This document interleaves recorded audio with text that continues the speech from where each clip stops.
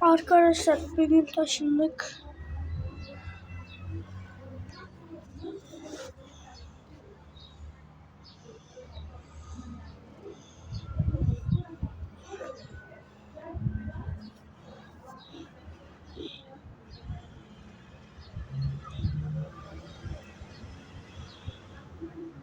Arkadaşlar böyle işte evimiz.